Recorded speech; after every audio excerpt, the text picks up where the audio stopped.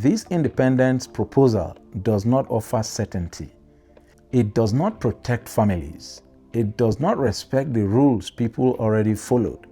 Instead, it introduces fear where stability is needed most. Hello everyone and welcome back to the channel.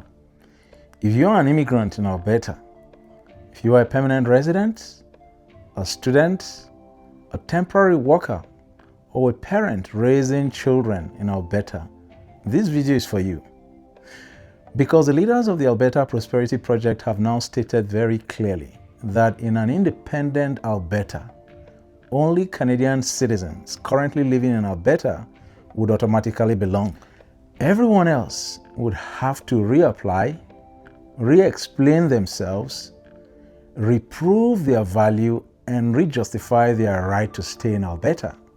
Tonight, I want to explain why this position is not just unfair, but why it is politically reckless, legally unworkable, and fatal to the independence movement itself. Now, let's be very precise.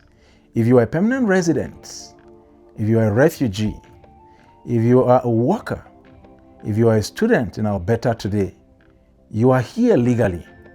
You passed security screening, medical checks, language requirements, financial thresholds, and you were admitted by Canada under laws that Alberta fully benefited from. But here's the trick. Now you are being told in no uncertain terms, that's not good enough anymore. You may stay, but only after a new political authority decides whether you are still useful. That's not sovereignty. That is retroactive insecurity. Now, voters understand this instinctively. If the rule can be changed after you've complied, no rule is safe.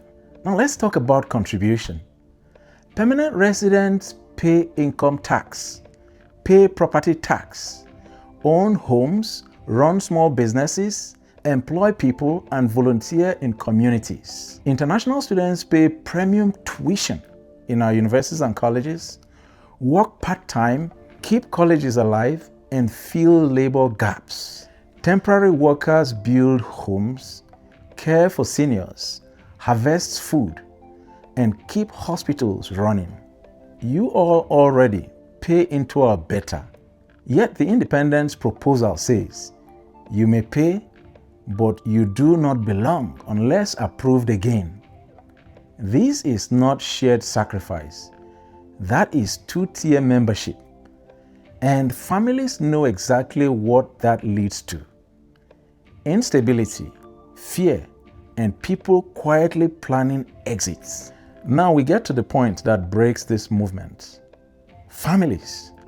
Many Canadian citizens in Alberta are married to permanent residents, parents of children with mixed status, sponsors of relatives, and are caregivers to elderly parents.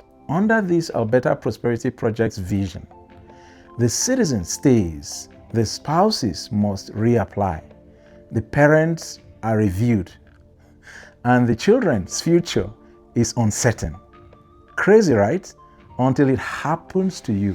In Canada, and especially amongst immigrants, family is not negotiable.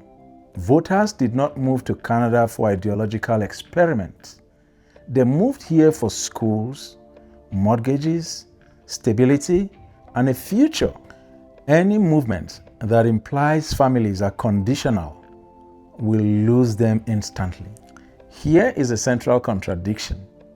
The Alberta Prosperity Project claims to fight for self-determination, but its first major policy signal says some people get self-determination, others get permission. If you must reapply to remain in your own home, if your language, skill, or future usefulness determine your worth, then this is not freedom. It is selective belonging. History is very clear on this point. Independence movements that shrink the definition of us do not win. They fracture. For immigrants, permanent residents, and undecided voters, this independence proposal does not offer certainty. It does not protect families. It does not respect the rules people already followed. Instead, it introduces fear where stability is needed most. And that's why this policy outlook is not a footnote. It is a deal breaker, not because newcomers oppose Alberta, not because families oppose sovereignty, but because no serious future is built by telling people who already belong that they must re-earn their right to exist. That is not a foundation for a country. That is the moment the project collapses under its own weight.